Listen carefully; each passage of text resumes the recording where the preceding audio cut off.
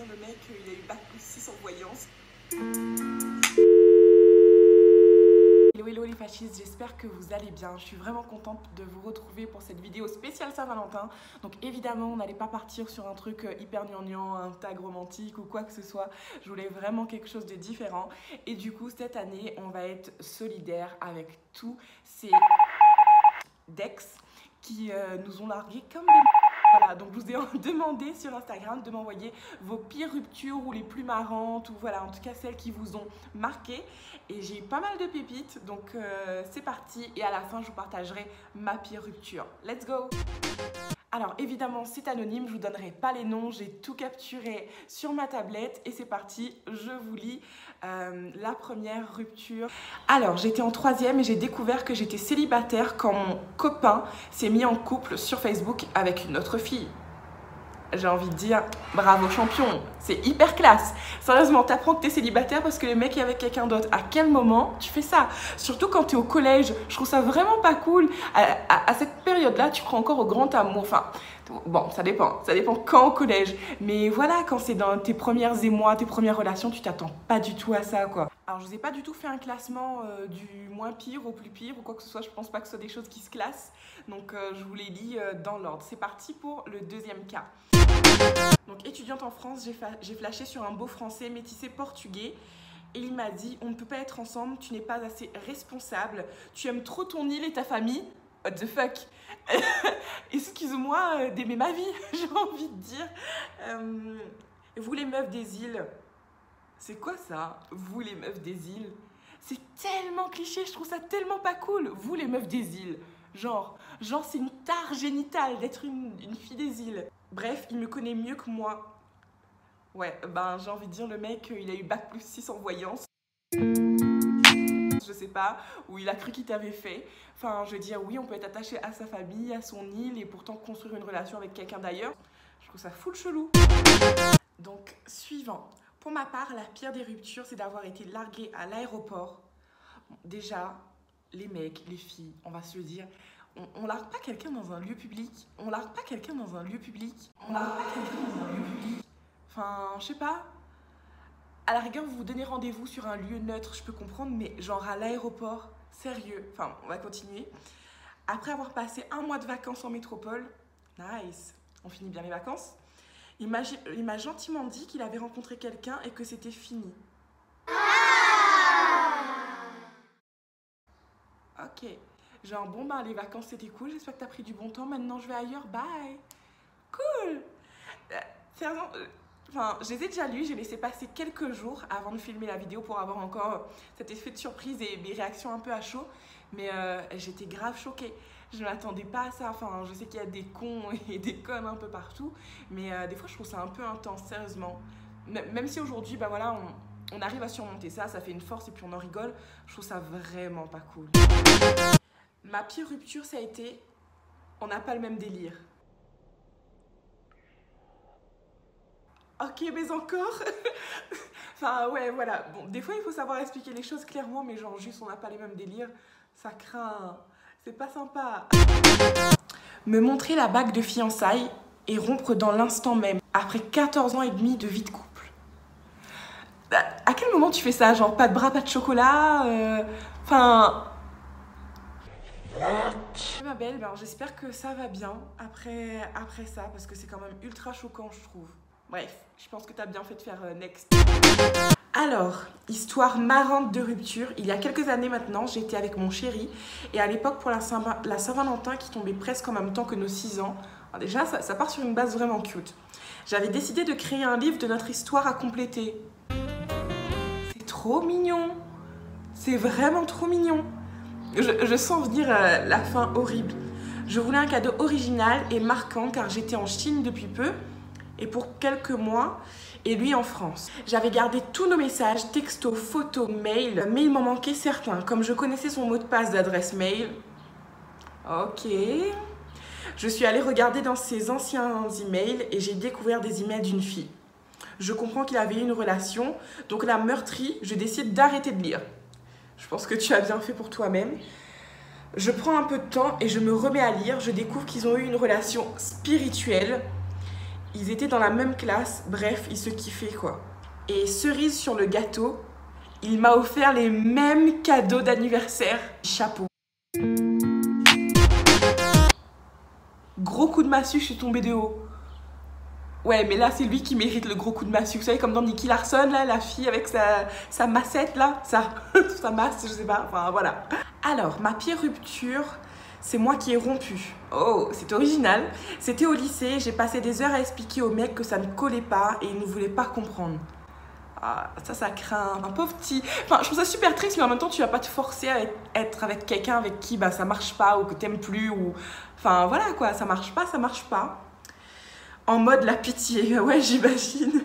On va mettre un hashtag mode la pitié. À chaque fois que j'essayais de partir, il voulait continuer à négocier entre laisse-moi du temps, tu verras ça va venir. Ok. Le mec il a cru qu'il faisait des œufs au plat ou sa première crêpe qu'il fallait du temps pour s'entraîner. No way. C'est pas parce que tu ne ressens rien aujourd'hui que ça ne marchera pas. Ok, alors moi je suis pas forcément la fille qui croit au coup de foudre. Enfin si, j'y crois pour les autres, j'ai pas de doute sur le fait que ça puisse exister. Mais je crois aussi qu'on peut prendre du temps pour apprécier quelqu'un et pour créer une relation. Mais de base, il faut déjà qu'il y ait une réciprocité, une émotion, même si c'est pas forcément de l'amour tout de suite. Il y a forcément des émotions, un ressenti quoi. Si tu ne ressens rien, c'est mort. Un vrai pot de colle, pas méchant mais juste je n'en pouvais plus.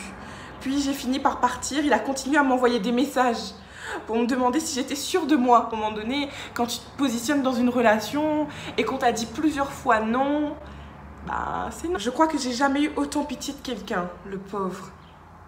Bah on compatit quand même, pauvre petit, je pense qu'il t'aimait vraiment beaucoup. Mais non, je pense que t'as bien fait de partir si t'étais pas bien dans cette relation et je pense que tu es très bien aujourd'hui. Donc c'est parti pour la suivante.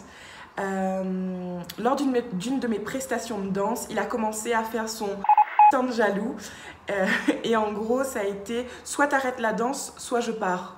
Ok, la porte est ouverte, j'ai envie de dire. Il n'y a personne qui peut vous empêcher de faire ce que vous aimez dans la vie. Enfin, je veux dire, si la personne vous a connu comme ça, ou même si c'est une passion qui s'est développée et que vous vous sentez bien là-dedans, le principe pour moi-même de l'amour, c'est d'accompagner quelqu'un dans ce qu'il aime et dans son épanouissement. C'est pas de l'interdire de faire des choses. Enfin, bref. Donc ça faisait 4 ans que j'étais dans mon association de danse et je lui ai dit merde. Voilà, c'est tout ce que j'ai à dire, effectivement, lui dire merde. Et en fait, j'ai appris plus tard que le lendemain, il était en couple avec une autre meuf.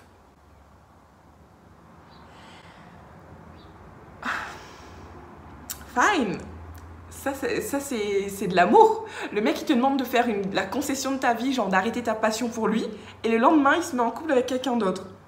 Qu'il a largué après 1 semaine parce qu'elle appréciait pas de servir de bouche-trou. Et 1 mois après, avec une autre meuf. Ok, champion. Mon ex m'a largué pour aller avec une fille en métropole. Fine. Alors qu'il venait d'avoir un bébé d'une autre fille. Et que je ne savais même pas. Juste une pause, Letty. On dit et je ne le savais même pas. Voilà, maintenant tu peux reprendre. Ok, bah je sais pas si on détient les championnes. J'avais dit que je catégoriserais pas les ruptures, mais là on est quand même sur du haut niveau. Ok, donc déjà je voudrais vraiment vous remercier pour vos partages. Je sais que c'est pas toujours évident de parler de ça.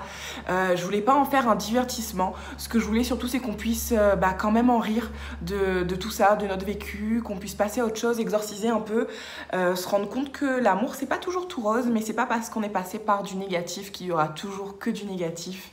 Et je suis contente de voir qu'on est plusieurs à savoir en rire aujourd'hui et à retirer le bon de ça. J'ai échangé un peu avec cette personne-là et puis j'ai vu qu'elles en étaient ressorties à chaque fois grandies. Donc juste pour ça, je vous dis à tous bravo. Et s'il y en a qui passent par là aujourd'hui, j'espère que ce sera pareil pour vous, que vous en sortirez grandis, que vous ne ferez pas de conneries et que ça ne vous rendra pas morose et aigri parce que ça finit toujours par revenir l'amour et c'est peut-être juste pas le bon. Donc on va clôturer tout ça avec mon histoire à moi. Donc ma pire rupture, c'était ma première rupture. Donc j'avais 13 ans, j'étais en 5e au collège, c'était mon premier amour. Après on aime différemment dans une relation, mais là c'était vraiment mes premiers émois, mes premiers sentiments, le premier bisou. Voilà, c'était quand même intense pour moi à cet âge-là en tout cas, même si aujourd'hui je prends beaucoup de recul par rapport à ça. Et en fait, j'avais cotisé tout mon argent de poche pour lui offrir un cadeau de Saint-Valentin. Donc c'était le truc bien cliché, c'est un cœur qui se sépare en deux, donc avec chacun sa moitié. Et j'ai une amie qui arrive un jour et qui me donne un cadeau, donc de la part de mon futur ex. Et en fait, elle me dit « mais c'est trop mignon, il t'a offert un cadeau, nanana ». Et en fait, je vois que le cadeau est déjà à moitié ouvert et que c'est l'emballage est la même boutique du cadeau que moi je lui avais offert. Et quand j'ouvre, je comprends tout de suite, avant même d'ouvrir la boîte, en prenant le paquet, etc., qu'il m'avait rendu mon propre cadeau dans le même emballage. Alors tous mes amis autour de moi étaient euphoriques parce qu'elles pensaient que j'avais reçu un cadeau, sauf que moi j'avais compris en fait qu'il m'avait rendu mon cadeau, donc c'était un cadeau de rupture, un retour de rupture, je sais pas trop comment appeler ça. Et en fait, je n'ai eu aucune explication. Donc j'ai eu une explication des années après. Et ça a été hyper dur pour moi de me construire après ça parce que j'avais jamais su pourquoi il avait rompu, pourquoi comme ça. Et sérieusement, c'était chiant de le donner à une amie et de ne pas venir me le rendre à moi. Donc pas de texto, rien après. On a juste continué à faire nos vies, chacun de notre côté du collège. Et pendant des années, sérieusement, ça m'a vraiment travaillé. Donc j'ai fini par avoir ma réponse et ça m'a aidé à me construire après ça, à réavancer, même si j'avais entamé moi-même mon processus de reconstruction. Mais j'avais besoin de réponses, j'ai eu mes réponses. Et puis voilà, chacun fait sa vie et je ne m'en porte que mieux. Pour tous les mecs et les filles qui regardent cette vidéo aussi et qui n'est pas très à l'aise avec l'idée de rompre avec quelqu'un, je sais que c'est pas facile, je sais que des fois il vaut mieux couper totalement les ponts, mais je pense quand même qu'il y a des façons de le faire et une explication, c'est pas de trop. Voilà, donc sur ce, je vous fais de gros bisous. Je vous souhaite quand même une très belle Saint-Valentin. C'est une très belle fête. Si vous n'êtes pas en couple, pensez quand même à tous les gens que vous aimez. Donc c'est avant tout la fête de l'amour. C'est pas forcément la fête du couple. Moi, je me rappelle, pendant plusieurs Saint-Valentin, j'offrais une rose à ma meilleure amie. Donc voilà, célébrez l'amour autour de vous. L'amour de vous-même aussi, pourquoi pas. Et puis prenez soin de vous. Full love, bye. C'est vraiment trop mignon.